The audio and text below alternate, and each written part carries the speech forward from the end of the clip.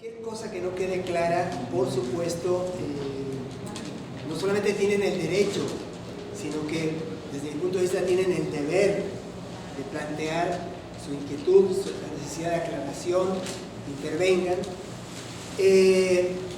Como procedimiento de trabajo les recomendaría, o les pediría más bien, que si hay algún aspecto puntual que requiera una aclaración momentánea, me pueden interrumpir en cualquier momento, ¿no? Con toda libertad, ¿sí? Pero si se trata de algo que requiera tratamientos más amplios, por favor, apúntenlo, anótenlo, y después del término de mi intervención, que no sé cuánto va a durar, vamos a ver cuánto dura, ¿no? Vendría entonces la oportunidad de que todas y todos pudieran presentar sus puntos de vista, opiniones, preguntas y demás, ¿no?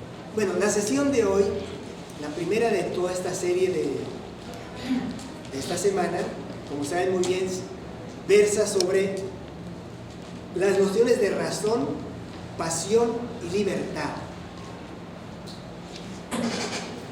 Son palabras que se usan con muchísima frecuencia, pero que no siempre suelen ser empleadas de la manera más correcta, ¿no? Hay un punto que sí se me estaba escapando, no sé si vienes a algo así, pero hay un punto que sí, me van a disculpar antes de empezar. No podemos olvidar que buena parte de las actividades que ahora estamos realizando también se deben al apoyo del gobierno del estado de Anzoátegui, y también, ahí está Chelo, ¿no? Qué bueno que está para recordárselo, también con la participación de la Fundación La Tortuga. Hemos encontrado una especie de coalición o de confluencia, diría yo, esa sería la palabra, ¿no? De confluencia de expectativas, de intereses, de propósitos y de fines, y eso también me enorgullece, me llena de muchísima satisfacción. También a ellos muchísimas gracias, ¿no? Aunque esto es más propio de lo que han sido las actividades genuinas de la Fundación, no podemos dejar de lado la significativa contribución de estas entidades que acabo de nombrar. Bien, entonces, como les decía, todo el tiempo, con mucha frecuencia, usamos palabras como libertad, ¿no? Quizá no tanto la palabra pasión, aunque quién sabe, ¿no? Porque hay hasta telenovelas que se llaman así, ¿no? Y canciones, etcétera. Y probablemente menos la palabra razón, y sobre todo menos conscientemente, ¿no? O menos rigurosamente, ¿no? Aquí estamos en un espacio para el ejercicio de la filosofía. Y esto significa dos cosas, por lo menos, ¿no? O tres. En primer lugar, vamos a tratar sobre asuntos que deben tener, ese es el propósito, deben tener significación práctica, deben tener proyección práctica, ética, deben servir para que vivamos mejor, deben servir para que seamos mejores nosotros como personas y proyectemos esa mejoría, esa superación nuestra en nuestra propia comunidad, empezando por la familia, etc., ¿no? Ese es el propósito. Ahora, tengo la conciencia de que eso no se logra con un discurso, y tampoco se logra con un curso, ni con 10 cursos quizá, ¿no? Esto implica una labor muy perseverante, dilatada, amplia, disciplinada, organizada, que además tiene como base no lo que otros nos digan, sino lo que nosotros hagamos en favor de nosotros mismos, desde el primer punto de todos, que es el conocerse a uno mismo, ¿sí?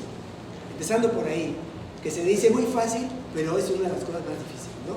Conocerse a uno mismo, ¿no? El otro punto es que para que nosotros podamos desplegar, digamos, una comunicación efectiva, es un requisito inexorable, imprescindible, usar con rigor las palabras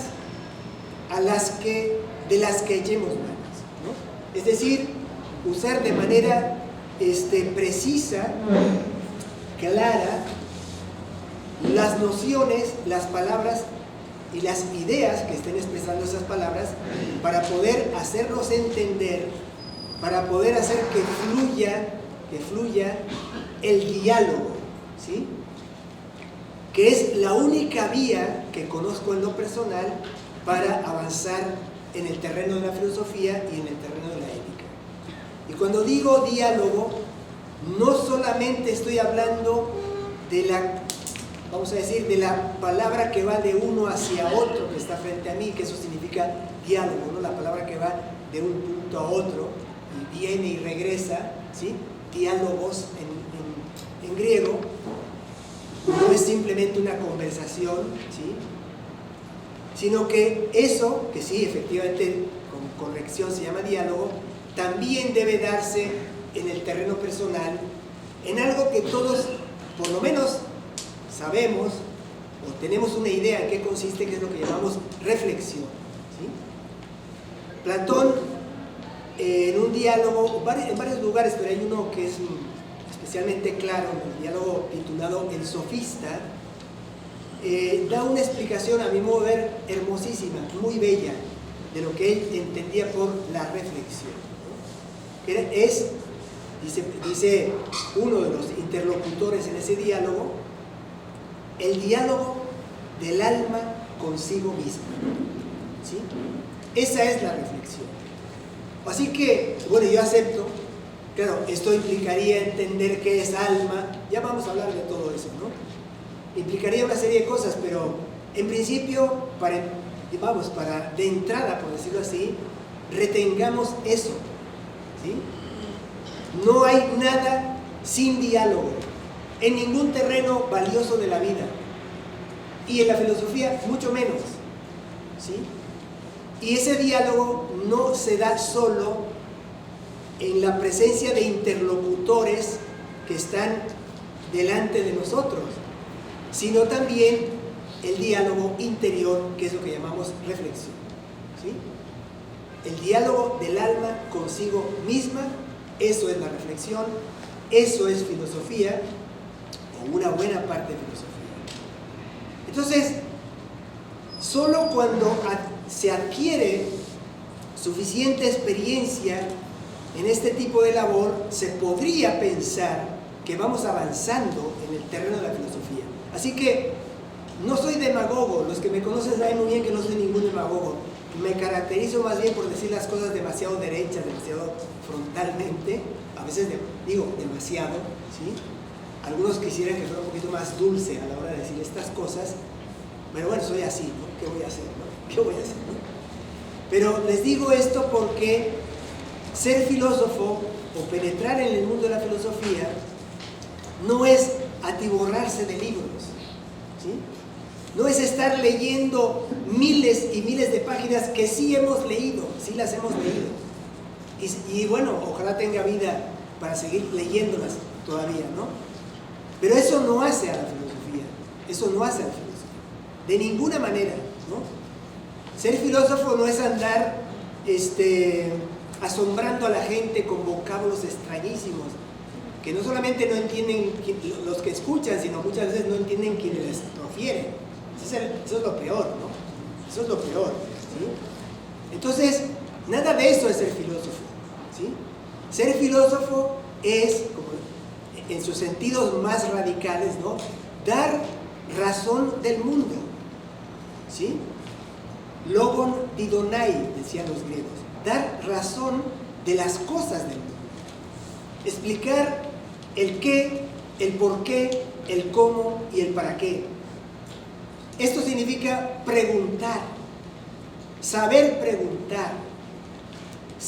responder, saber dialogar, escuchar a los interlocutores, entre los cuales está el alma de uno, escuchar la propia alma de uno, ¿sí? Y traducir esto en bien, traducir esto en algo éticamente positivo. Y por eso no debe extrañarnos que alguien como Platón identificara a la filosofía con la política. O sea, en el caso de Platón, la política no es un agregado en la vida del filósofo, ni tampoco es cosa de que el gobernante se entera de cosas de filosofía, enterarse, quiero decir nada más, y de esa manera ya es un buen político. No, no, no, es la identidad de una filosofía entendida así, con el compromiso con la comunidad y hacer que no haya nadie más feliz que otro, o sobre todo que no haya nadie feliz a costa de la infelicidad de otros. ¿Sí? Y bueno, procurar esto es una labor titánica, quimérica, dicen algunos, ¿no? Llegar a esa transformación obviamente requiere de que nos transformemos todos nosotros, requiere que nosotros nos transformemos también, y sabemos que eso es difícil, ¿no? Y el propio Platón sabía que era muy difícil, muy diferente lo que se concibe mentalmente, lo que podemos idear en términos conceptuales y lo que podemos concretar en los hechos. Hay una discordancia probablemente imposible de salvar, ¿no? Pero eso no nos arredra, eso no nos intimida, eso no nos acobarda, sino que al contrario nos induce, nos impele a tratar de buscar las mejores formas de cumplir esta manera de entender la vida, que es la filosofía. Esto todo lo digo porque vamos a tratar de ser rigurosos en el uso de los conceptos que hoy van a estar en la mesa, ¿sí? Razón, pasión, libertad. Vamos a entrar entonces directamente en los territorios de la interioridad de cada uno de nosotros. Vamos a entrar en el territorio de una palabra muy problemática, muy manoseada, muy manida, y por lo mismo interpretada de muchas maneras no siempre fecundas ni correctas o teóricamente importantes, ¿no? ¿Qué es la palabra alma? Muchos piensan que la palabra alma es algo que tiene que ver con la religión cristiana, quiero decir. O sea, el monoteísmo que se instaura en todo Occidente y después también en Oriente, en muchas partes del mundo, fundando una nueva era civilizatoria y cultural, y que bueno, los teólogos cristianos son los que inventarían tal vez esa palabra. Eso es mentira. Al contrario, el origen de la palabra es filosófico, ¿sí? Aunque también hay que señalar que las ligas de la filosofía con la religión, pero no con la religión a la que estamos habituados nosotros, porque antes del cristianismo había religiones, ¿o no? ¿Creen que no había religiones? Y después del cristianismo sigue habiendo otras religiones. Y entonces, esas religiones anteriores al cristianismo fueron importantísimas para la filosofía. Y no era posible desligar una cosa de otra. Pero esa liga no es una liga, o sea, ese vínculo no es un vínculo dogmático. Simplemente es una especie de trasvase y procesamiento crítico, teórico, filosófico, de nociones operantes en el ámbito de las relaciones, digamos, de religación, es decir, de religión, ¿no? Entonces, la palabra alma, en español, no tenemos pizarrón, ¿verdad? Es otra cosa. Hay que buscarse un pizarrón, por favor, ¿no? Mañana. Sí, pero ¿dónde? ¿Qué hacemos con el marcador? Yo tengo marcador también, pero... Bueno, entonces, como les digo, la palabra alma en español es un derivado de la palabra latina anima, que tradujo la palabra griega psique, que es de donde viene psicología, querido Arnaldo, muchas veces los psicólogos se olvidan de eso, pero psicología es una almología, ¿sí? Se suele olvidar, ¿no? Es una almología. Digo, jugando con las palabras, ¿no? Lo digo porque se olvidan y no sé a dónde llegan después, ¿no? Pero finalmente es en el seno de la filosofía donde surge la realidad interior como tema a ser abordado por la filosofía, ¿sí? Esa es la historia de la palabra. Así que todos aquellos que piensen que cuando estamos hablando de alma estamos tratando de introducir alguna religión o algo así, están equivocados. Están metiéndose de lleno en uno de los territorios fundamentales, sobre todo a partir de cierto momento de la filosofía, que es precisamente el giro hacia la interioridad y no tanto, o sea, dejar de lado lo que eran preocupaciones anteriores de la época de la llamada filosofía de la physis, o sea, filosofía de la naturaleza, ¿no? Entonces hay una filosofía de la naturaleza interior, esa naturaleza interior es el alma, ¿no? Estamos entrando en ese territorio, ¿sí? Esto lo digo porque, bueno, inmediatamente conecta esto con otro aspecto del ámbito ético, que es el mandato, para que vean los vínculos entre aquella religión y la filosofía, cómo la filosofía toma, pero siempre la procesa críticamente y la reconfigura creativamente, el mandato délfico, en el mandato del templo de Delfos, ¿sí? Después buscan en internet todas estas cosas, ¿no? Porque ahorita no podemos detenernos a dar tantas explicaciones, que consistía en decir, conócete a ti mismo, noti se autónomo, conócete a ti mismo, ¿no? O sea que todo eso apunta al plano de que la interioridad, la subjetividad, la realidad interior de uno y por consiguiente la casa interior de uno, que se llama ethos, ¿sí? Es asunto que le importa de manera decisiva a la filosofía. Ahora, ese es, vamos a decir, el ámbito en el que se inscribe la noción de razón, ¿sí? ¿Sí copiaron estas palabras? ¿Puedo buscar? Sí.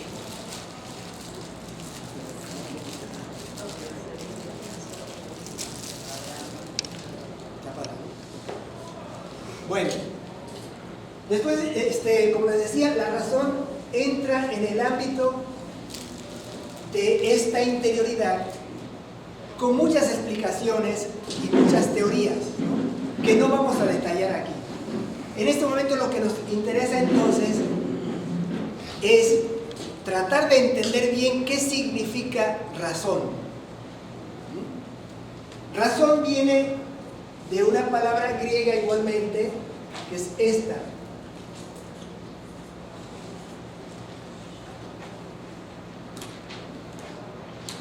Logos, que significa pensamiento,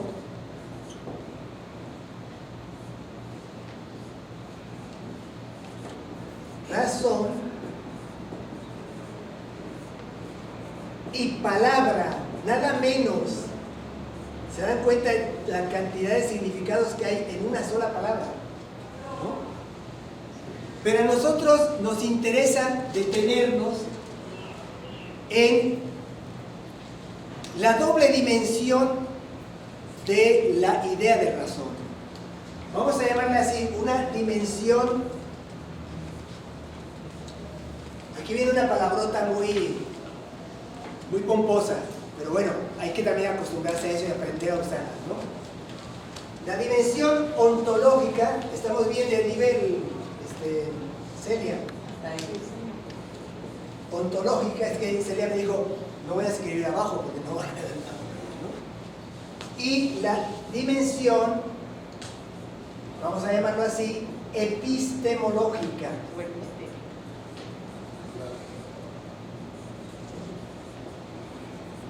¿sí?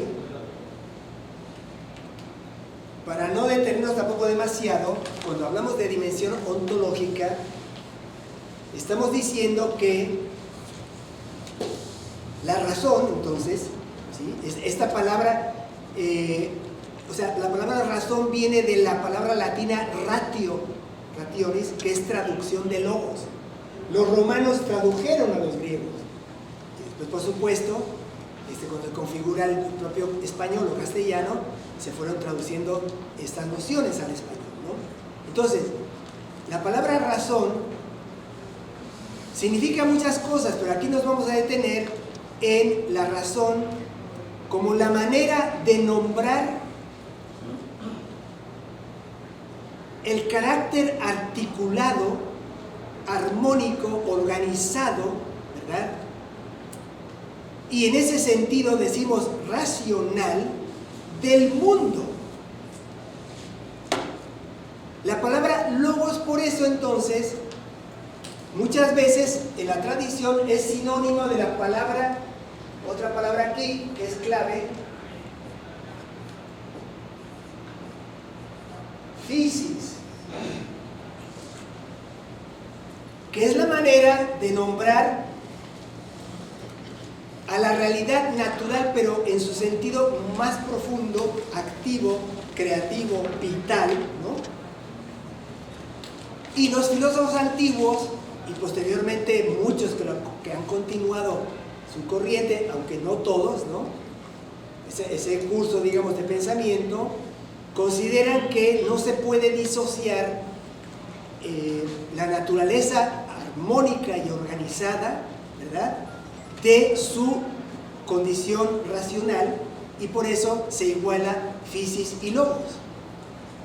Si uno se pone, voy a poner ejemplos muy, espero que sean fáciles de entender. ¿Alguien se imagina un mundo con los árboles que tengan las hojas enterradas y las raíces hacia arriba, salvo que sea una instalación en alguna galería de Palo Alto, ¿no? ¿Sí? ¿Alguien ha visto un fenómeno así? En alguna parte del mundo los árboles tienen las hojas enterradas y las raíces hacia arriba, buscando el sol. No, ¿verdad?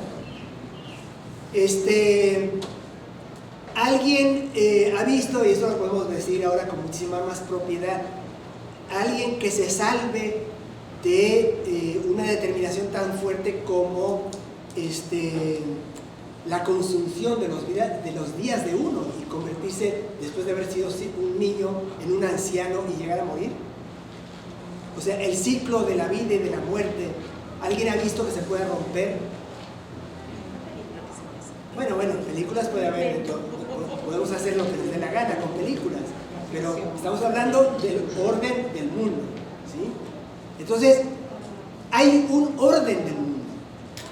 Y hay, además, los griegos piensan que ese es un orden bello e inteligente. Y por eso ese orden también se llama cosmos, ¿sí? El cosmos es un orden bello e inteligente. Orden bello e inteligente. El componente de inteligencia, de equilibrio, de armonía, de estructuración, de organización, lo da precisamente el logos, la razón. Hay, por tanto, en esta concepción de la vida y del mundo, una razón del mundo. Hay un mundo racional. El mundo, por lo que sea, no es un caos. Lo que es un caos es lo que hacemos nosotros en el mundo y con el mundo. Pero el mundo como tal, todos los días amanece, el sol está como debe estar, la tierra gira sobre su eje imaginario, sucede todo conforme, vamos a decir, todos los demás astros, planetas y demás cumplen con una legalidad, una regularidad, y eso es lo que los griegos dicen. Esto es un orden que es bellísimo, cosa que ya hemos olvidado mucho, porque ni siquiera miramos al cielo, ¿no? Y además hay una inteligencia, ¿sí? Esa, entre comillas, inteligencia es su condición racional, su racionalidad. Es decir, obedece a un principio estructurador.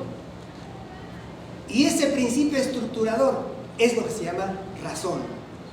logos, razón. ¿Bien? Entonces, otra consecuencia de esta, vamos a decir, intuición de cómo es el mundo, y cuando decimos intuición, no estamos hablando de un conocimiento menor, porque intuición en filosofía no es un conocimiento inferior a la ciencia, por ejemplo, no, es todo conocimiento inmediato de una realidad, un conocimiento no mediado ni por cursos, ni por doctorados, ni por ¿cómo se llama? Pensamientos, ni reflexión, ni nada. Simplemente intuimos que el mundo está ordenado, ¿sí? Que el mundo obedece a un orden. Nos guste o no es otra cosa. Que nos conciliemos con ese orden o no es otra cosa. Pero ese orden existe, está ahí frente a nosotros, ¿no? Bueno, pues el principio de eso es la razón que llamamos ontológica. Ontológica quiere decir que tiene que ver con el ser del mundo, con lo que es, ¿no? La palabra es, como decía, un tanto rimbombante o pomposa, y lo que significa es una idea relacionada con la realidad absoluta del mundo, ¿sí? En el sentido de que es una realidad por sí mismo, que es realidad no porque dependa de nosotros, sino que estemos nosotros o no, hayamos conocido eso o no, etcétera, ese orden estará ahí y obedece a ese principio estructurador que es el orden, ¿sí? Entonces, esos mismos que tienen esa intuición deslumbrante del mundo, entonces se consideran a sí mismos como parte de ese orden, y que por consiguiente el ser humano, y bueno, no solamente el ser humano, todos los seres del mundo, ¿sí? Pero sobre todo de manera privilegiada, pensamos, ¿verdad? Los seres humanos compartimos ese principio estructurador y por tanto estamos dotados de razón. Y por tanto, otra consecuencia, son dos consecuencias. La segunda consecuencia es que ese hecho de compartir nosotros en nuestra propia interioridad personal el orden del mundo hace posible que lo conozcamos. Si no tuviéramos esa participación racional en el orden racional del mundo, pensaríamos que no es posible conocer el mundo, que no es posible un conocimiento racional, ¿sí? Un conocimiento más allá de la sensación o más allá de la intuición empírica. ¿Bien? Pero aquí no venimos a hablar tanto de esta idea de razón.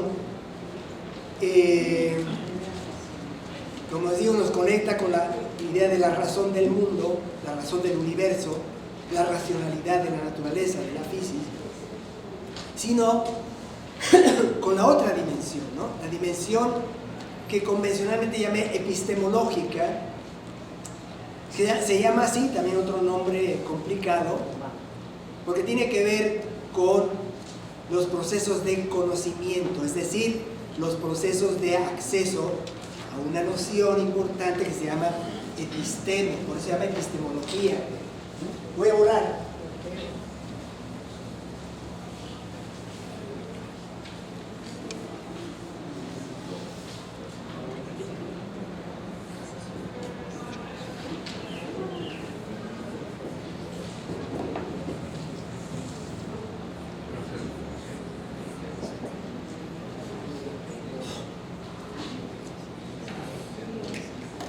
Por eso se llama epistemología, porque epistemología se puede traducir como conocimiento sistemático, como ciencia, como los latinos, los romanos van a traducir como scientia, que es de donde viene ciencia, ¿sí?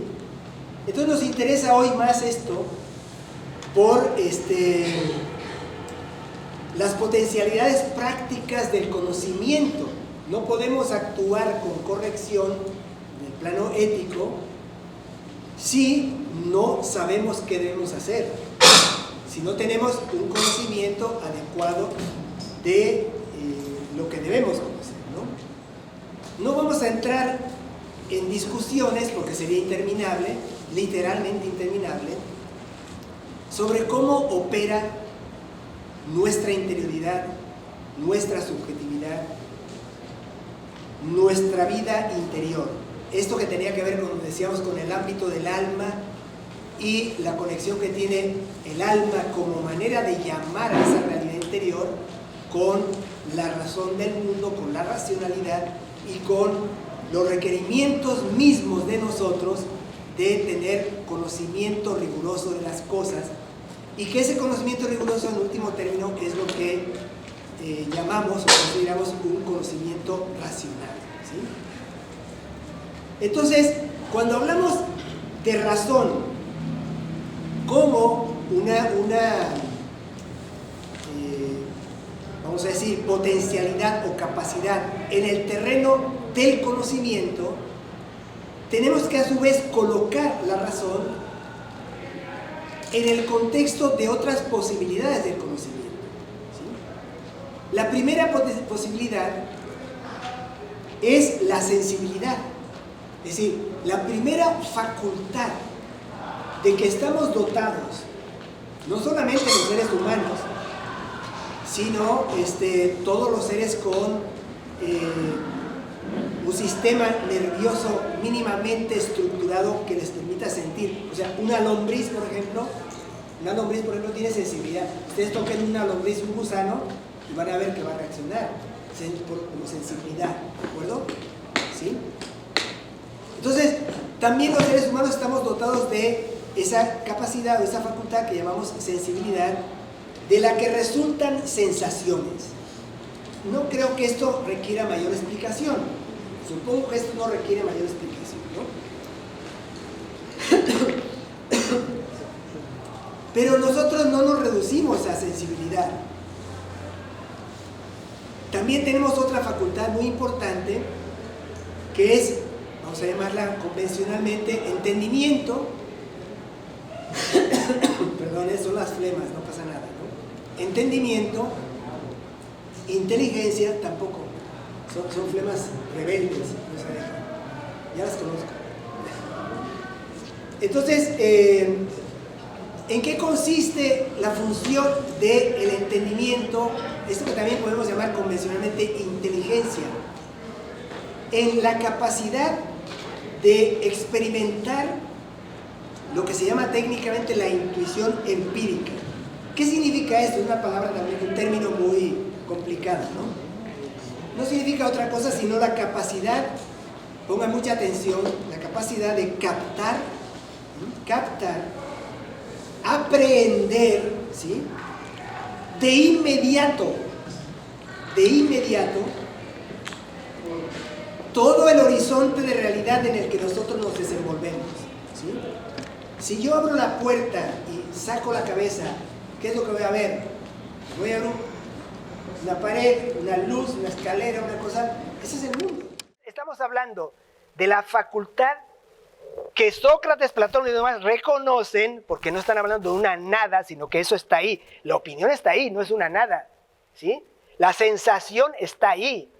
Y hay textos de Platón donde se reconoce el valor de la sensación. No se puede desechar la sensación, solo que no basta. Entonces, por eso el entendimiento es la capacidad de captar, como les decía, aprender inmediatamente lo real, ¿sí? Es la capacidad de percatarse inmediatamente, sin que nadie nos enseñe, sin que medie ningún proceso, ¿no? Que estamos inmersos en un mundo que representamos como presencia objetiva y del cual formamos parte. Y esa inteligencia, ese entendimiento es la capacidad para intuir las relaciones intercausales, ¿sí? Que articulan y mantienen en movimiento la realidad objetiva, es decir, la objetividad, la exterioridad. Un paréntesis, ojo, aquí en lo personal yo no estoy, ¿cómo se llama?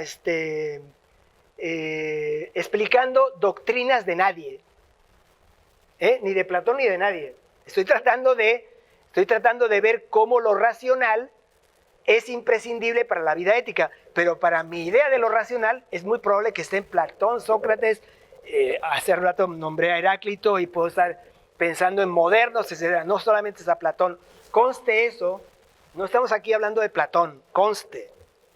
Estamos tratando de ponernos de acuerdo en un uso riguroso de la noción de sensibilidad y entendimiento, y ahora viene razón.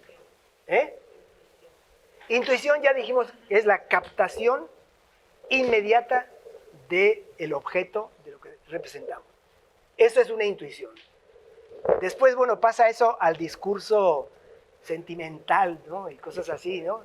No, aquí estamos hablando técnicamente de eso, de intuición. Sí. Yo no estoy diciendo que sea innato, o sea, ¿cuándo usé la palabra innato? ¿No? La captación depende de la experiencia.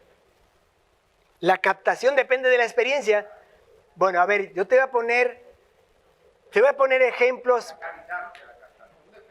Bueno, a ver, pero vamos por partes, ¿no? ¿Por qué no escuchamos? Escuchemos, apuntemos y dialoguemos, ¿no? Porque los usos de esta palabra son múltiples y las disciplinas también son muy diversas y hacen legítimos usos de estas palabras. Yo estoy haciendo un uso filosófico de estas palabras. Vamos a escuchar, vamos a abrirnos. Yo no estoy diciendo que tenga yo la razón, no. Vamos a abrirnos y a ver cómo nos entendemos, ¿de acuerdo? Bien. Pasemos entonces, o sea, vamos de la sensación. Sensación es ese ruido. Ese ruido es un sonido. Sentí un sonido. O pongo aquí y siento un espacio plano. Por sí solo no es nada. ¿Sí? Pero si yo llego aquí, inmediatamente entro y veo esto, inmediatamente sé que en mis coordenadas de representación intuyo inmediatamente que esto es una mesa. No es que sospeche y tal, no. Intuición es comprensión, aprehensión, captación inmediata. Se llama eso intuición empírica. ¿Sí? Que en muchas disciplinas se usan estas palabras de quién sabe cómo, bueno, pero la filosofía tiene una tradición, tiene el derecho también. ¿Cuántas veces no hemos discutido sobre la palabra pasión? ¿Sí? Porque quieren imponernos a los filósofos unas nociones de pasión, porque tenemos que aceptarlas. Si nosotros fuimos los que inventamos esas palabras, ¿no? Adáptense ustedes o explíquenos qué quieren decir y a ver cómo llegamos a un acuerdo. Entonces aquí, intuición es captación, aprehensión inmediata, ¿sí?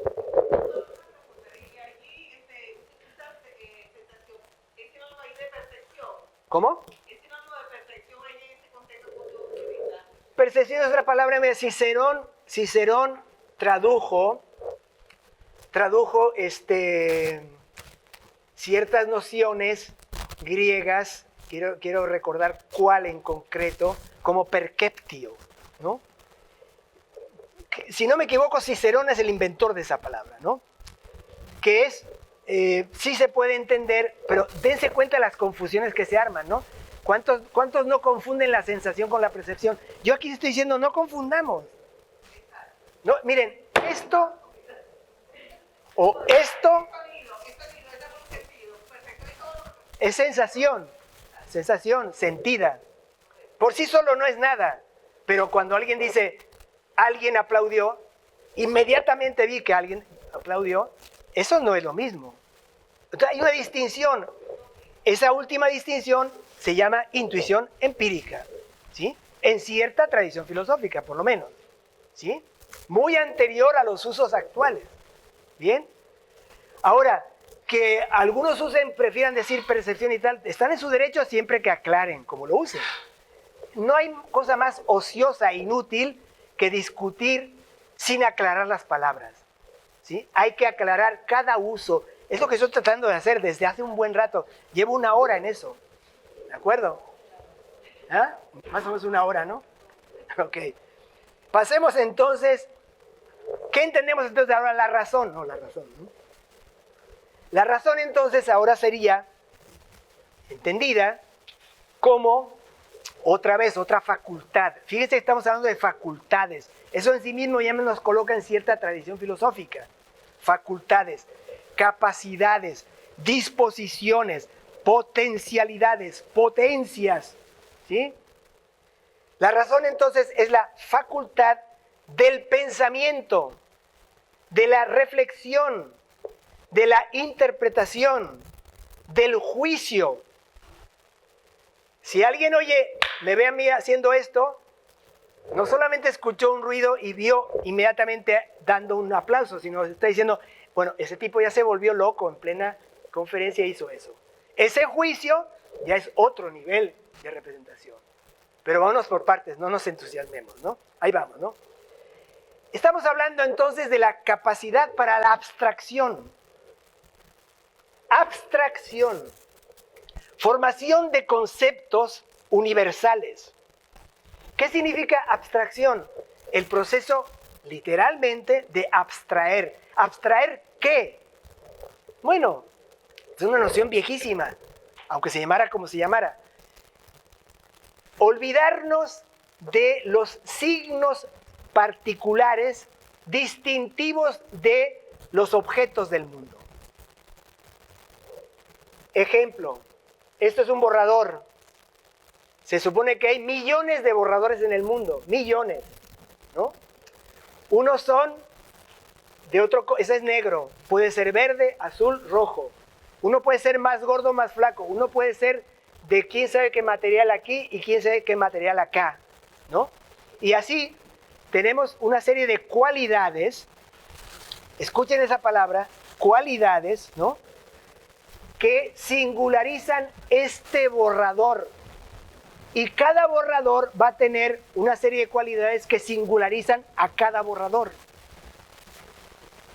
Si el ser humano no fuera capaz de olvidarse del color negro de este borrador y del color rojo del otro borrador y del color verde del otro borrador y del color blanco del otro borrador y del espesor del borrador A, B, C, D, N. Si no fuéramos capaces de olvidarnos de cada una de estas cualidades singulares, no podríamos hablar del concepto universal borrador. ¿Se entiende esto? ¿Sí o no? Bueno, eso es lo que hace la razón. Esto es lo que hace la razón. Dicen por ahí que los animales no hacen esto. No sé cómo hablan con tanta seguridad los animales. Dicen eso, ¿no? No sé. Lo cierto es que los seres humanos sí hacemos esto. Y esto es lo que posibilita construir conceptos universales, lo que se llaman los universales, y son los que posibilitan la comunicación por medio del lenguaje. Porque imagínense ustedes si cada vez que tuviéramos que hablar de borradores, tuviéramos que sacar una cosa y dijéramos, quiero esto, ¿no? O dámelo, ¿no? Y toma, ¿no? ¿Sí? Estoy hablando de esto. No, no estás hablando siquiera. ¿Sí? Entonces, la razón es esa facultad, como les digo, de abstraer y de producir los conceptos, las representaciones abstractas universales. Y además es la capacidad de asociar esas representaciones abstractas y la configuración, asociarlas quiero decir, y por lo mismo la configuración de teorías complejas con base en estos conceptos abstractos. Esa es la razón por la cual los seres humanos hablamos, escribimos, producimos libros, elaboramos teorías, elaboramos ciencias, etcétera, etcétera.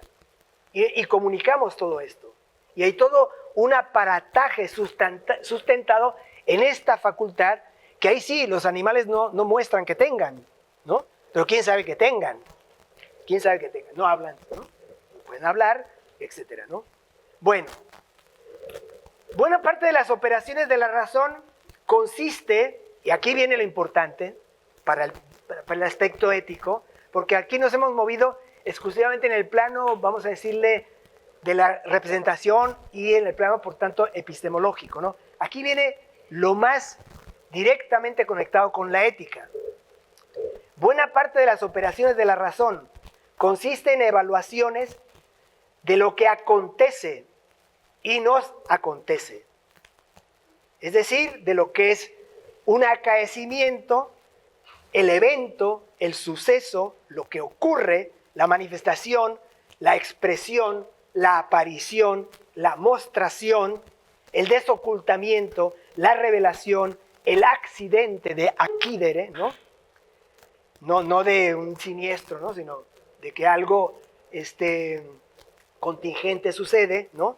La presencia o situación de carácter, como decía, contingente, ¿no? Entonces, los seres humanos, dotados de este aparataje de representación, que están interconectados los tres niveles, no puede haber, eso es una sensación, para que vean, ¿no? Y tuve una intuición empírica, no sé si adecuada, y ahora tengo un juicio, ¿se dan cuenta? No, ¿para qué? ¿No? ¿Para qué? Entonces, bueno, ahí tienen, cuando les digo que operan todos ellos interconectados, ¿sí? No puede funcionar, o sea, una cosa sin ninguna implicación sensorial, la razón no puede funcionar, ¿no? Y sin un basamento con los pies puestos sobre la realidad, que es lo que nos da el entendimiento, en términos de intuición empírica constantemente renovada, tampoco puede funcionar la razón. Están interconectados, ¿de acuerdo? Pero dentro de las operaciones de la razón está la de, les decía, evaluar lo que acontece, ¿sí? Y eso significa interpretar, significa juzgar. Evaluar es lo mismo que interpretar. Bueno, es lo mismo, podemos entenderlos como sinónimos, ¿no? Esas evaluaciones se traducen en juicios, se traducen en interpretación. La interpretación es el proceso consistente en tomar en uno u otro sentido lo que acontece. Repito esta definición, ¿no? Tomar en uno u otro sentido lo que acontece, lo que sucede, lo que se nos presenta, lo que se nos desoculta, lo que se nos muestra, lo que se nos revela, todo lo que dije hace un rato, ¿no? Y entonces, esto apunta hacia la necesidad de configurar juicios verdaderos, ¿sí? Y ese es el sentido de que nos detengamos en estas cosas. Esto que estamos viendo aquí, yo no lo estoy exponiendo aquí por gusto, por erudición, porque aquí vamos a salir asombrando al personal de fuera, ¿no? En tu casa, ¿qué estudian? No, hablamos de logos y tal, y qué sé yo. ¿Y qué es eso, muchacho, muchacha?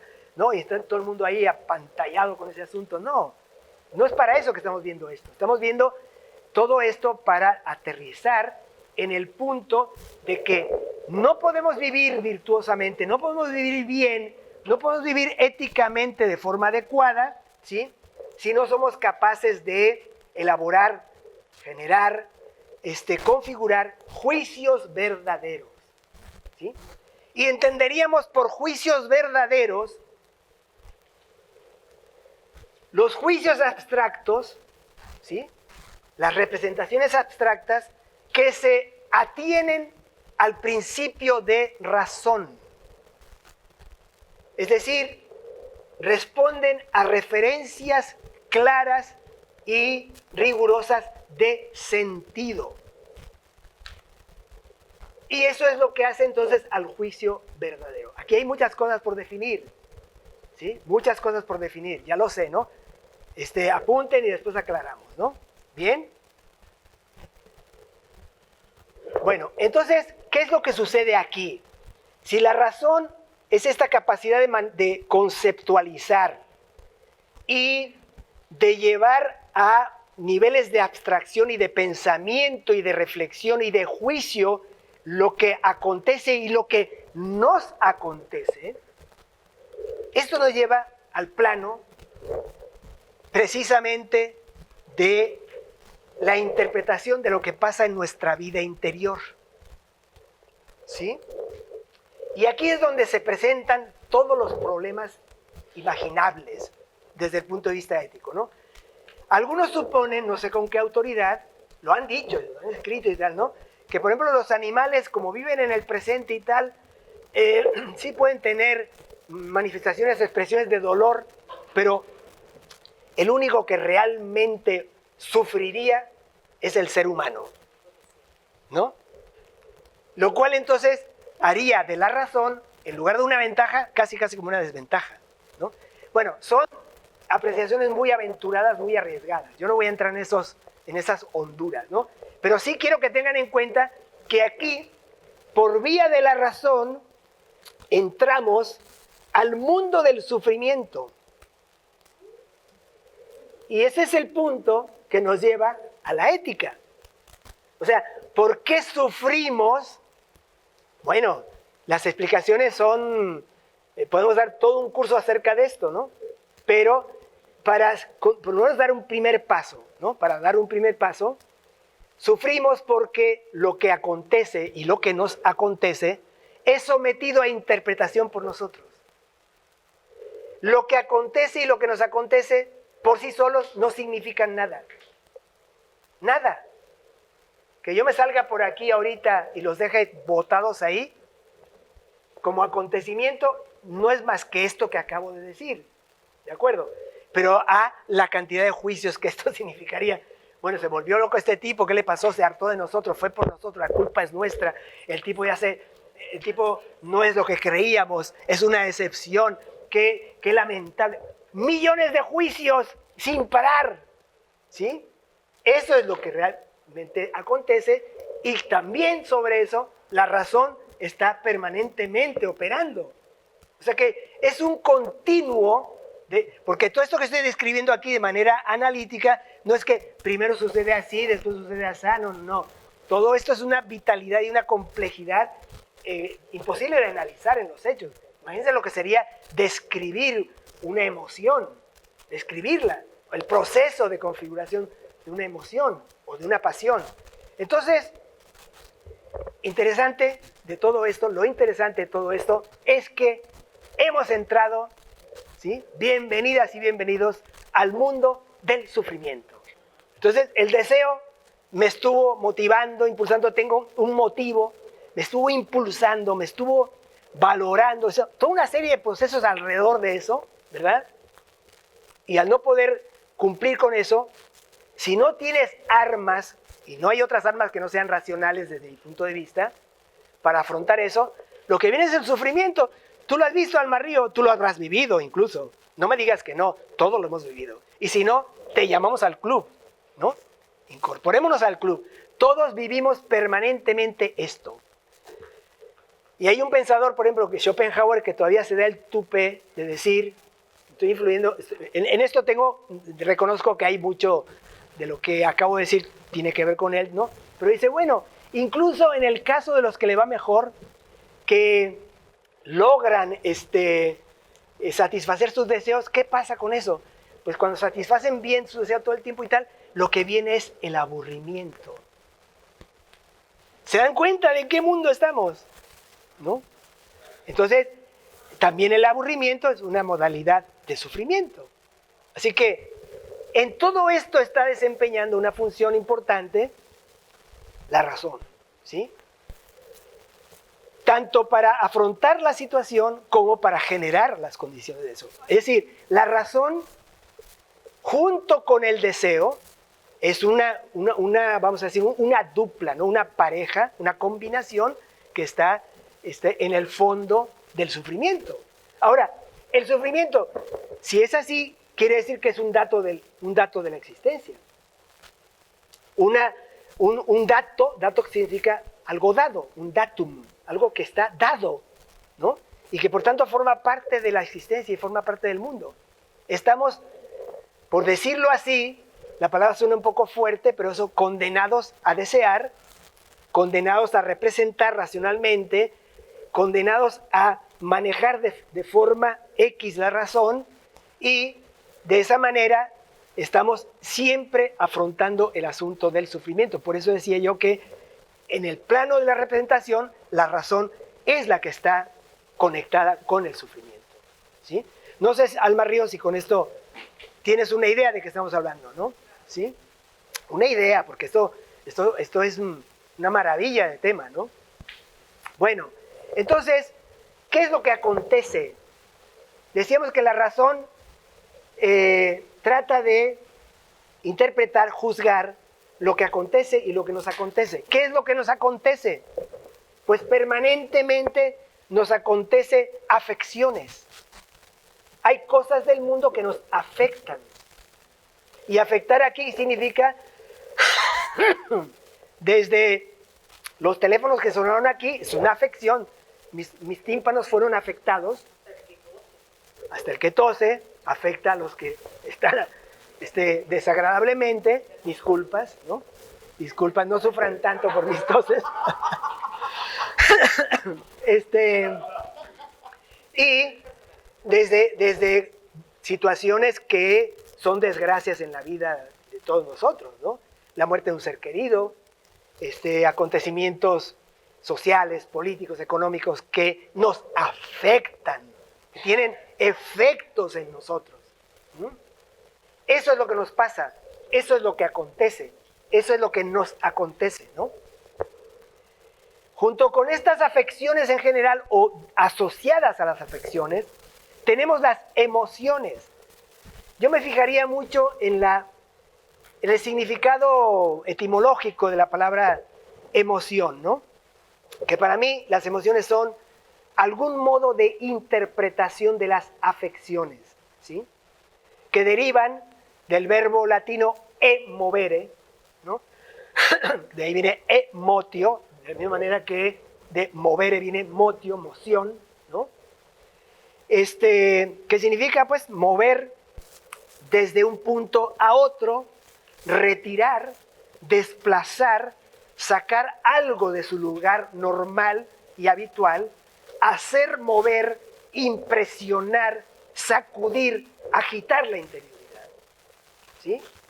O sea que la noción de emoción es una noción estrechamente vinculada con la agitación de la vida interior. ¿Sí? Por eso mucha gente ante una experiencia de, vamos a decir, de afección fuerte, ¿no? Porque se apareció un ser querido de manera sorpresiva, lo que sea, por ejemplo, se pone a llorar de emoción. O sea, se agita la interioridad y esa agitación es un movimiento interior, ¿no? Y la razón también se la tiene que ver, como dije hace un rato en la explicación a Alma Río, con deseos, con apetencias, con pasiones. En definitiva, la razón tiene que afrontar entonces procesos y acontecimientos que devienen sufrimiento, llegan a ser sufrimiento. Y por consiguiente, manejar adecuadamente la razón es, o debe ser, o pensamos que es, o apostamos porque sea, la fuente de un buen manejo de nuestras tendencias al sufrimiento. Porque no es posible que estemos libres por sí mismos del sufrimiento. ¿Sí? El hecho mismo de existir, como dirían algunos, ¿no? El pecado de nacer, decían algunos, ¿no? Por ese delito de nacer, ya estamos en la condena del sufrimiento. ¿Sí? Entonces, de lo que se trata es de encauzar de manera adecuada la razón para poder afrontar afecciones, emociones y, sobre todo, la máxima expresión de todo este ámbito problemático de la interioridad, que son las pasiones. Vamos a entendernos acerca de qué hablamos cuando hablamos de pasión. Ninguna de las definiciones que he dado aquí tienen la pretensión de validez universal. Son siempre estipulaciones de carácter operativo para poder entendernos y para poder investigar, para poder dialogar, para poder filosofar. Pero puede haber otros manejos de las palabras. Si se usa de otra manera, hay que aclararlo y es todo lo que falta. No hay más. No hay que matarse por palabras. Si ustedes analizan cualquier diálogo platónico, uno de las primeras labores que con frecuencia realiza Sócrates es: defíneme qué es retórica, defíneme qué es valor, defíneme qué es amor, qué entiendes tú por esto y por lo otro, ¿no? Lo mismo aquí, ¿no? Bien, entonces de eso se trata, ¿no? Empecemos por entonces caracterizar a la pasión como un estado de la subjetividad, ¿no? Un estado de la subjetividad, un estado de la interioridad, un estado de la subjetividad personal, caracterizado, o sea que se nos muestra en términos de inquietud, desequilibrio, agitación interior, desazón, intranquilidad, o también a veces, muchas veces, como enceguecimiento y obnubilación ante la realidad, ¿no? Estamos tan poseídos por una pasión y la razón está tan retirada frente a la fuerza de una pasión que con frecuencia no nos damos cuenta de la verdad, no nos damos cuenta de la realidad. Es muy frecuente, ¿sí? ¿Cuánta gente movida por el odio, por ejemplo, o por la envidia, ¿no? La propia noción de envidia, imagínense, ¿no? La noción de envidia viene del latín invidere, que significa no ver. El envidioso no ve. El envidioso, según los antiguos, los latinos, no ve lo que es obvio en quien no quiere que suceda lo obvio. Pero ahí está, ¿no? Que fulanito se ganó un premio. Chin, man, no puede ser, no puede ser. No es verdad, pues. No me lo creo, ¿no? O que fulanita se consiguió su marido. ¿Pero qué tiene que no tenga yo? ¿No? Etcétera. Entonces, la envidia es no ver. Ese es un buen ejemplo de cómo una pasión obnubila, enceguece, impide ver la realidad, ¿no? Bueno, es una pasión, podríamos decir medio, bueno, no tan fuerte como otras, pero es terrible, la envidia es terrible, ¿no? Pero bueno, continuemos con las definiciones más bien teóricas, ¿no? A mí en lo personal no me parece que la pasión sea un sentimiento, como suelen definir con mucha frecuencia la pasión como un sentimiento, ¿no? Yo definí hace un momento como un estado de la subjetividad. No es lo mismo. De la subjetividad personal, dije. ¿Sí? Un sentimiento es una cosa que a mí me parece más sencilla, ¿no? Porque pienso que hay pasiones que no son propiamente sentimientos. O al menos no se limitan a ser simples sentimientos. Aunque haya, sí, claro que también sentimientos que sí pueden derivar en pasiones. Vamos a ir por pasos, ¿no? Tampoco me parece que la pasión sea algo ajeno, algo disociado, algo exterior, desconectado, sin vínculos con la razón, como muchos han pensado en la tradición filosófica. Por un lado estaría la razón y por otro lado oponiéndose frontalmente, pero incluso en términos ontológicos, ¿no? Como si fueran realidades contrapuestas, la pasión, ¿no? Yo soy partidario de la idea, que no es original mía, de que hay una conexión entre razón y pasión. Y ya vamos a ver en qué términos, ¿no? Tampoco considero que, por ejemplo, esta es una confusión muy frecuente, pienso yo, ¿no? Tampoco considero que, por ejemplo, el entusiasmo estético, eso que los antiguos llamaban entusiasmos, que es de donde viene la palabra entusiasmo, ese trance divino, ¿sí?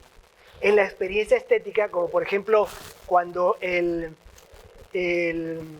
rapsoda, porque por ejemplo en la poesía antigua los poemas no se leían como lo leímos el otro día en la Fundación La Tortuga, presentando el libro Mundo Neverí, ¿no? En el mundo antiguo, un poema se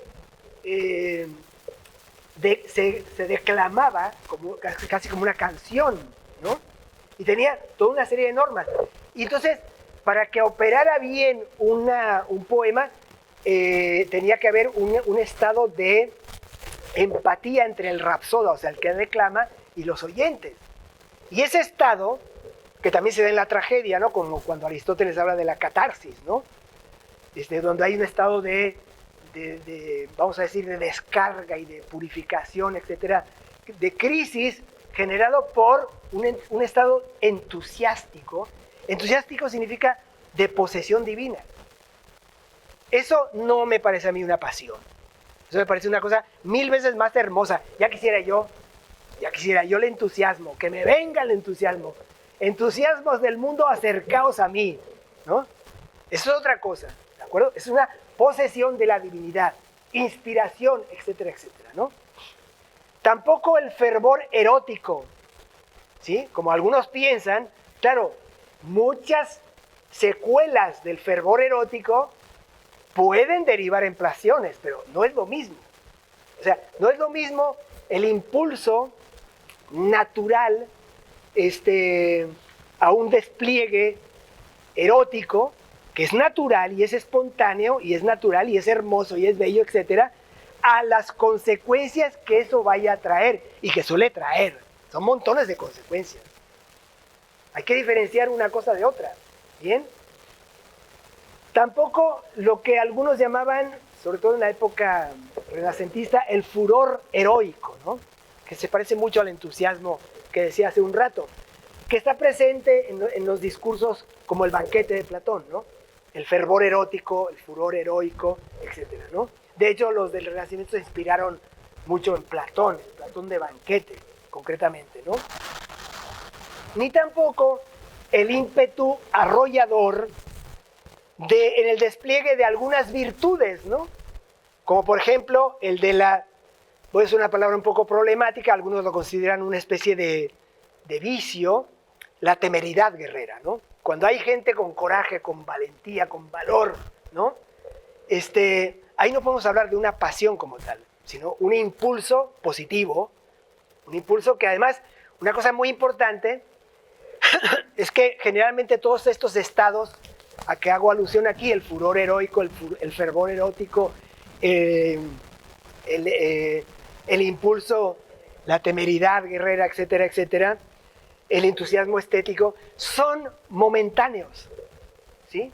Duran poco, son efímeros, mientras que las pasiones, ¿cuánto pueden durar? ¿Cuánto pueden durar? ¿Y cuánto duran? ¿Y cómo friegan? ¿Y cómo es difícil sacudirlas? ¿No? ¿De acuerdo? Bueno, entonces yo soy más partidario de entender la pasión, oído al tambor aquí, como el estado derivado de la inoperancia de la razón, que de ese modo no es capaz de afrontar con corrección ética las afecciones, las emociones y los impulsos, en especial las apetencias y los deseos. Como estamos todo el tiempo deseando y apeteciendo, y estamos todo el tiempo siendo afectados, todo el tiempo, por ejemplo, este foco me afecta, me está afectando, ¿entiendes? Digo, no tengo nada contra el foco, pero sí me afecta, ¿no? Entonces, como tenemos todo esto todo el tiempo, yo racionalmente puedo decir, no, pues yo permito que me estén dando flashazos aquí en mis ojos y tal, pero eso es un mandato que surge de la razón, ¿sí? Y pienso yo que entonces estoy adecuadamente manejando los flashazos, pienso yo, ¿no? Para que estemos tranquilos, ¿no? ¿De acuerdo? Entonces, pero hay muchas afecciones y hay muchas emociones que no solemos ser capaces de manejar adecuadamente, y esas son los que terminan siendo pasiones, ¿sí? Y en ese ámbito también entran los deseos, las apetencias. O sea, afecciones, emociones, apetencias y deseos tienen que ser afrontados por la razón. Entonces, cuando la razón no opera adecuadamente, por la razón que sea, por la explicación que podamos tener, ahí tenemos un estado pasional, ¿sí? También podemos entender a la pasión como un exceso, una desviación, una perversión. Incluso los antiguos lo consideraban una enfermedad de la propia razón. O sea, una razón excedida, desviada, pervertida y enferma es lo que deriva en pasiones.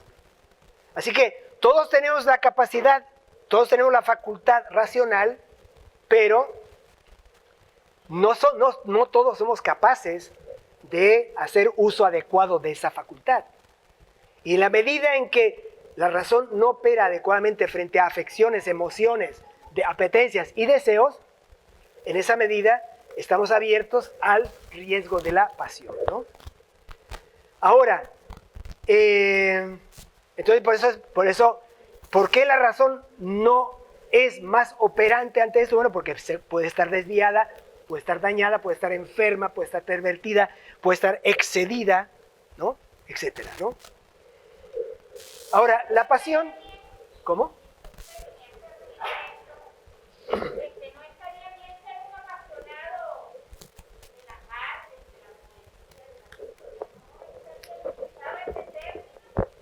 Correctísimo, no está bien utilizado, pero todo el mundo lo utiliza. No es lo mismo que yo te diga el entusiasmo estético. ¿Por qué no dicen eso? Ah, no, tienen que decir pasión, y las pasiones, y tal, ¿no? ¿No? Si no es eso, no están conformes. Pero no podemos negar entonces, no por eso, por ignorancia de quienes manejan los medios, por ejemplo, y por malos maestros que se forman con medios y con redes sociales y demás, que también pasa, ¿no? No podemos abandonar la tradición filosófica para la cual la pasión, palabra que viene del griego pathos, ¿se ve allá? ¿No? Erasmo dice que no, con todos esos binoculares que tienen, ¿sí? ¿Sí lo ves?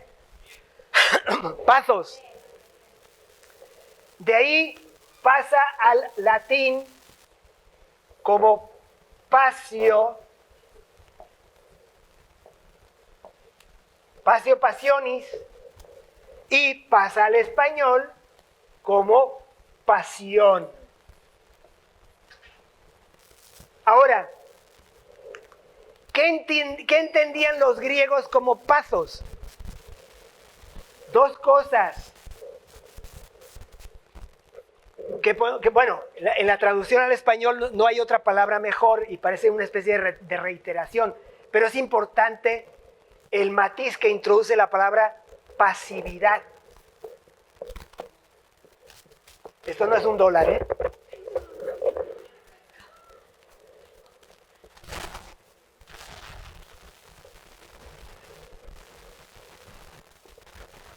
Pasividad, ¿sí? Y la otra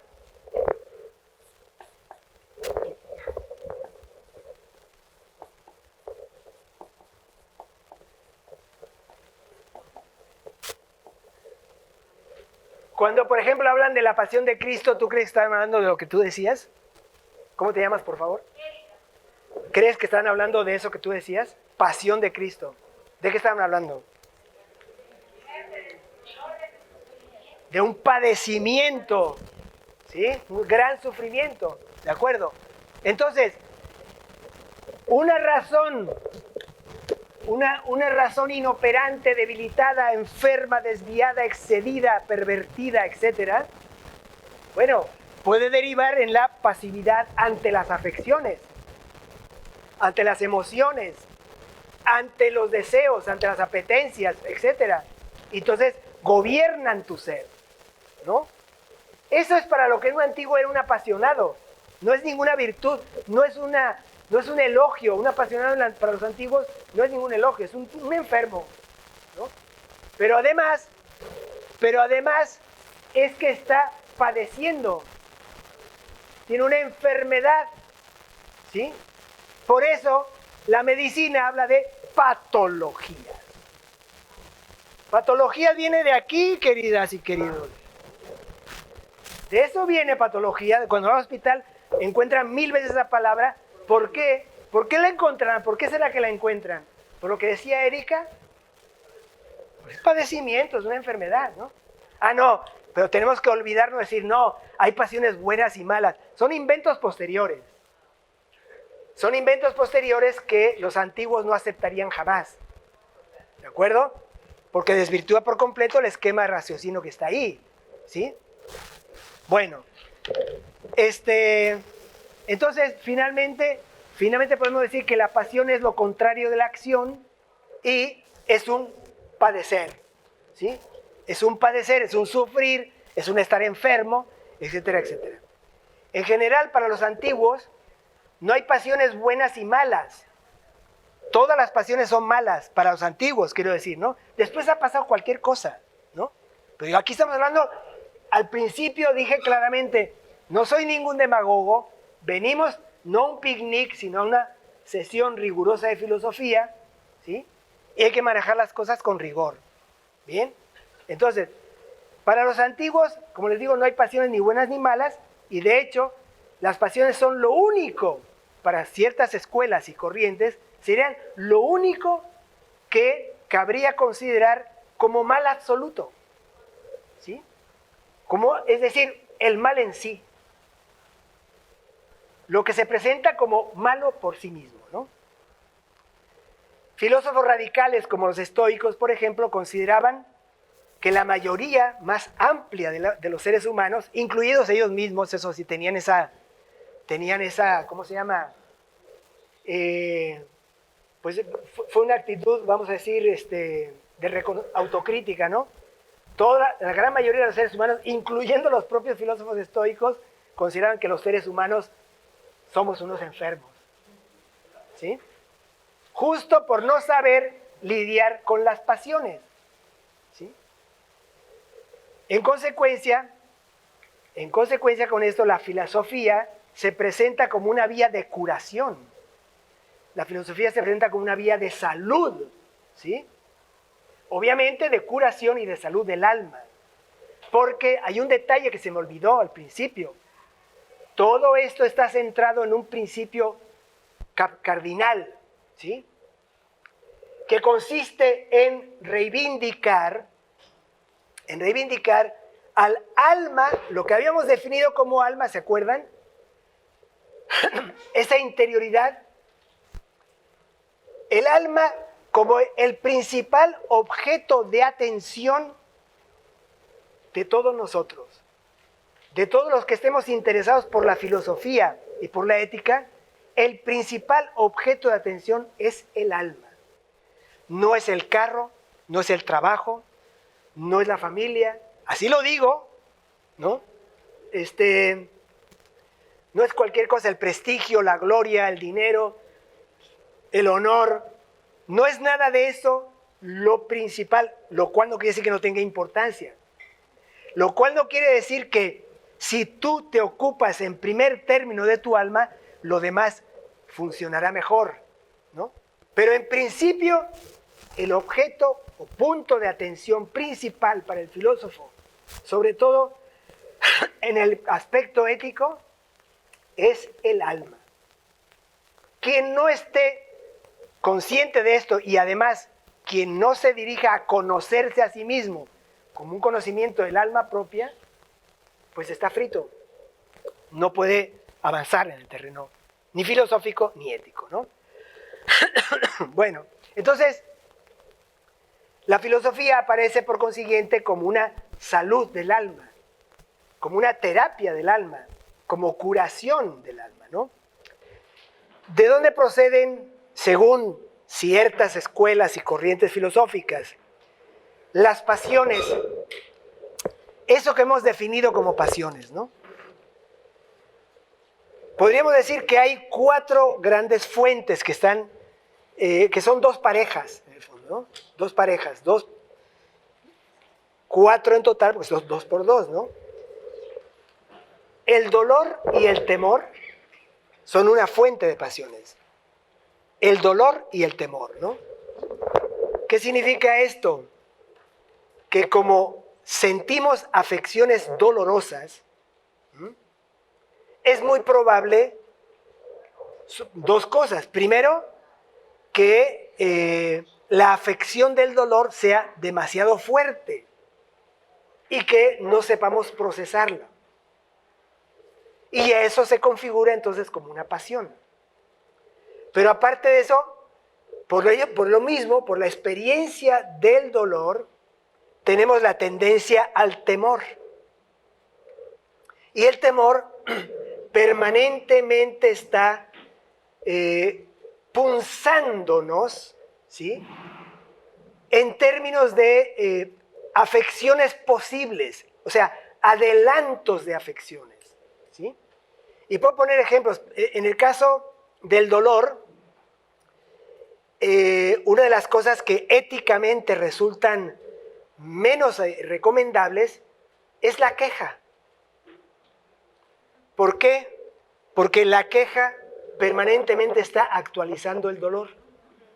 O sea, mucha gente dice, no, pues me pasó esto, y se la pasa 15 días, 20 días, un mes, un año quejándose de lo mismo, ¿no? Y cada vez que se queja de eso, ¿qué es lo que está haciendo? Trayendo al presente el dolor del pasado. Entonces, eso es una situación en la que la razón no está actuando de forma adecuada frente a una afección dolorosa. Pero además de eso, pues ya dice el dicho, ¿no?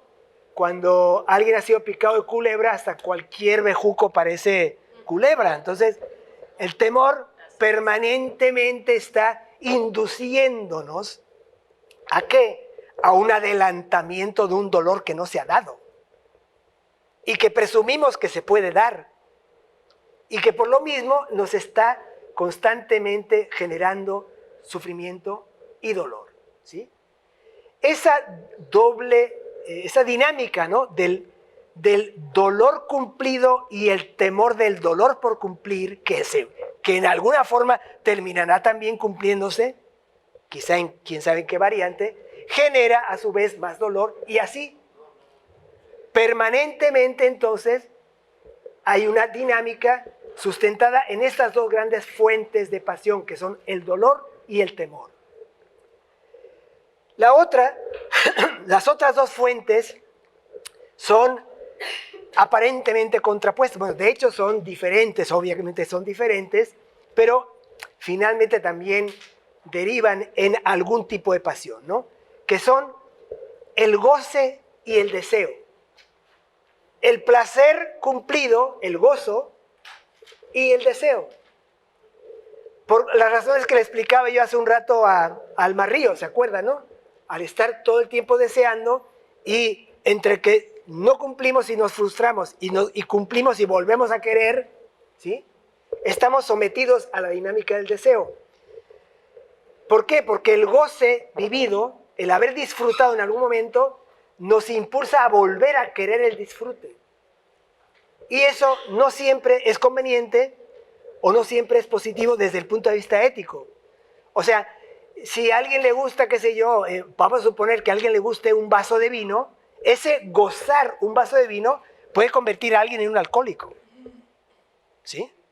Porque no se retiene, no se frena, no se sofrena por vía de la razón en la procura de volver a ese goce, a ese disfrute. Entonces, el goce adquirido incentiva un deseo que puede terminar, o generalmente o con frecuencia, está generando situaciones de pasionalidad, ¿no? Básicamente, en esos dos parejas está el núcleo de toda la pasionalidad, si se ponen a analizar. Tenemos ahí una especie casi, podríamos decir, de estructura, es una palabrota, estructura fenomenológica, ¿no?, de la pasión, ¿no? Dolor, temor, y gozo, deseo. ¿Bien? Sí, bueno, ya se puede cualquier cosa. Bueno, mira, en el caso del alcoholismo, yo dije que es una posibilidad, ¿no? O sea, el alcoholismo ya es una enfermedad, no es una pasión para mí. Ya es un estado patológico, un estado... Pero el gozo se puede considerar como un estado espiritual, como elevado también. Bueno, pero... El gozo es un estado como sublime. No, bueno, volvemos a lo mismo. Tú entiendes así el gozo. Bienvenido, bienvenido. Yo quiero estar entendiendo de otra manera. Ok, o sea, pero el concepto un placer, o sea, un placer cumplido nos impulsa a volver a querer cumplirlo. Y eso es lo que se llama deseo. O sea que hay una constante interrelación entre gozar y desear, en lo que se intercala la frustración, el sufrimiento, etc. La pasión. Querer demasiado, querer incondicionalmente, querer sin darse cuenta de los límites, querer ilimitadamente, esa es la pasión. ¿Sí? Yo tengo hambre y eso me genera un deseo de comer. Ah, no, pero si no es con caviar del Volga, a mí que ni me traigan nada. A mí que no me traigan un pabellón criollo, eso es una cosa... No. Caviar del Volga o nada. Bueno, ahí es donde está la pasión.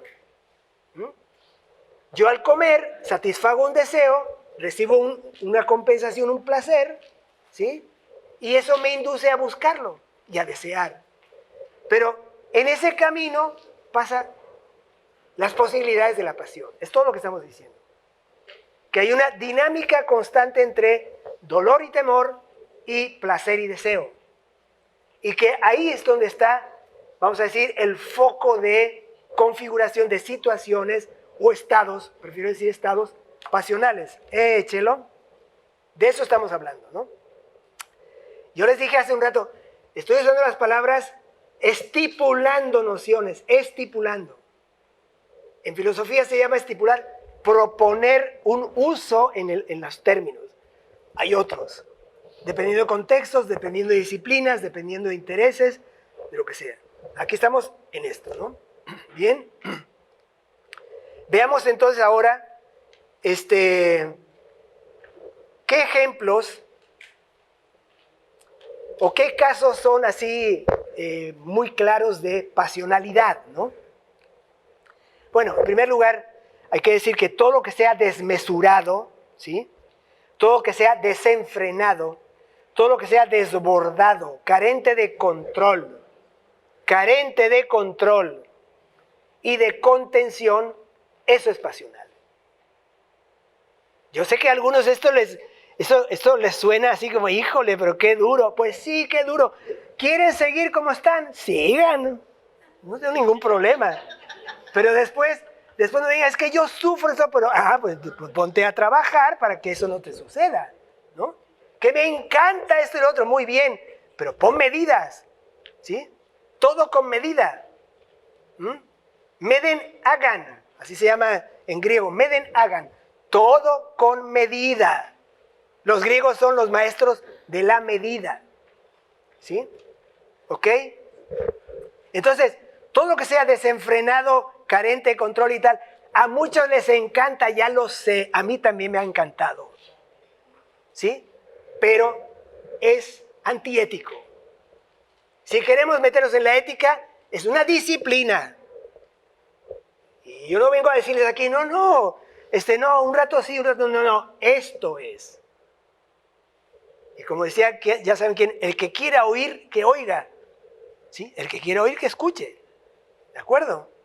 Bueno, todo lo que daña, lastima, avería el alma y la interioridad, destruye la interioridad, la desarticula, eso es pasión. Por eso, lo que decíamos del padecimiento, todo lo que evada las determinaciones de la razón, desde una razón misma, inoperante, enferma, etc., eso es pasión. ¿Bien? Repito, en la tradición filosófica, no en las novelas, no en las telenovelas, no en las redes sociales, no en las películas, no, en la tradición filosófica. ¿Bien? Entonces, ¿qué tenemos? ¿Qué fenómenos tenemos? Bueno, fenómenos como el odio, la envidia, el rencor, la rabia, obsesiones irrealizables, expectativas y ambiciones descomedidas, opiniones arbitrarias defendidas con furia y sin necesidad supuestamente de fundamento racional, ¿no?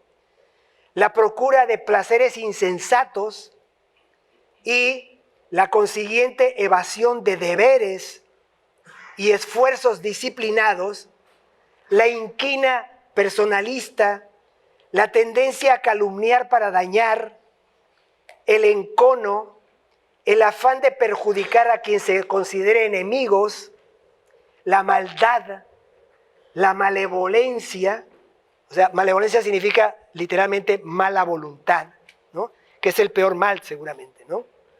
La mala voluntad, las ansias de honor y de gloria descomedidas también, o de reconocimiento perpetuo y casi como prenderles como incienso y cosas por el estilo, ¿no? Las confusiones de valores, ¿no? En términos de sobreestimación desmesurada, o sea, de ibris, como decían los griegos, ¿no? ¿Sí? De desmesura, de lo que no vale, el abatimiento, el amor propio sin miramientos de los demás, el egoísmo insaciable, la insolidaridad consiguiente, todo eso son pasiones. Es increíble que el discurso de las pasiones haya desaparecido del discurso político moderno, sobre todo contemporáneo, ¿sí? Si ustedes se ponen a estudiar la politología del presente, las pasiones no tienen ningún lugar, no saben, no tienen ni idea del asunto. Sin embargo, si van un poco más atrás, en la época moderna, ninguno prescindía del tema de las pasiones. O sea, ni Rousseau, ni Hobbes, ni Descartes, ni Kant, ni Spinoza, ni ninguno de los grandes pensadores desde la modernidad hacia la antigüedad más remota, ninguno prescindía del discurso de las pasiones. Por eso, uno cuando rescata esto, parece un bicho raro. Y no me importa, a mucha honra, ¿sí? A mucha honra. ¿Por qué? Porque bueno, uno examina el discurso politológico de ahora y parece una cosa completamente fría e inhumana. Todos son estructuras, todos son procesos, todos son cosas en las que no hay humanidad, ¿no? Que si clases, que si fuerzas, que si estructuras, que si sistemas, etc. No, nada de eso funciona sin el ser humano. Y el ser humano es racional y pasional. Y mientras no tome cuenta, mientras no afronte adecuadamente, mientras no dé cuenta de lo pasional, pues nos va como nos va. Nos va como nos va, ¿sí? Y estamos en un círculo de permanencia, o sea, una especie de hoyo negro en el que nos hundimos porque no nos damos cuenta de la humanidad de fondo de ahí y estamos siempre pensando en cosas ajenas a lo humano, que son estructuras supuestamente objetivas, ¿no? Y desentendidas de lo que somos seres de carne y hueso. Y por tanto, pasionales, pero también racionales. ¿Mm? Eso también entonces hay que tenerlo muy en cuenta porque yo sé muy bien que todo esto dirá, bueno, pues este tipo, ¿por qué nos habla de eso? Nadie habla de eso. Bueno, cada vez somos más. Cada vez somos más. ¿Sí? Cada vez somos más, cada vez están tomando mucho más impulso corrientes filosóficas que fueron abandonadas, fueron preteridas, porque, también hay que decirlo, en el curso de las orientaciones filosóficas también desempeña una función de primer orden los factores de poder, ¿sí? Y los que copian los textos antiguos, los que tienen bibliotecas, los que manejan la academia, etcétera, se despachan a sus anchas y dejan de lado grandes escuelas que son vitales y humanas y que nos hablan a nuestro presente, a nuestro ser hoy. Y en eso ando yo modestamente, pero no soy el único. Por fortuna, no soy el único. Y además, bueno, ustedes ya están entrando en mi juego, ¿no? Bueno.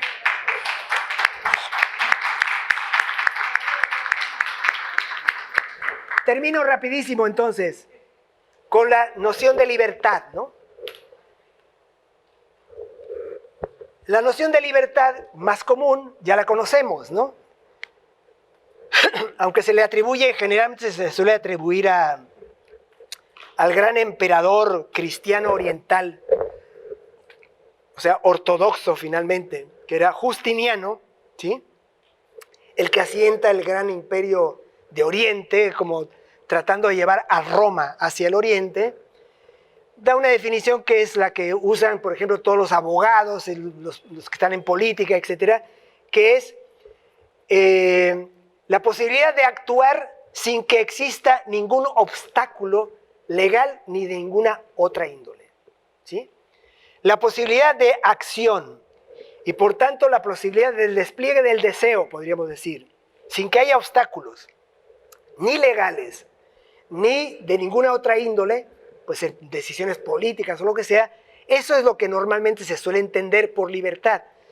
Dicho en lenguaje más coloquial, todo el mundo piensa que la libertad es la posibilidad de que cada quien haga lo que se le pegue la gana. Bueno, eso, si ustedes consideran esta idea a la luz de lo que hemos entendido por pasión y por razón, díganme ustedes si no estará en el riesgo de ser la expresión de cualquier desenfrenada pasión. Y no tiene más que entrar a Facebook, a YouTube, a TikTok, a cuántas cosas hay por ahí, ¿no? ¿Sí?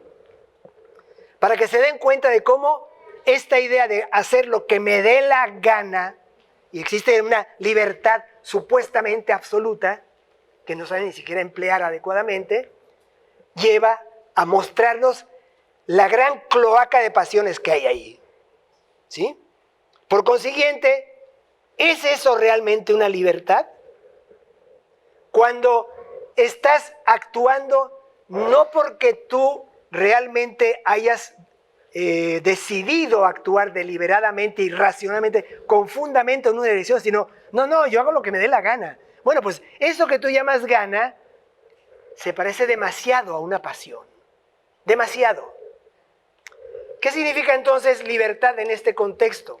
Entonces no se trata de la posibilidad de actuar sin que se interpongan obstáculos al deseo ni la acción del cual parte, ¿no?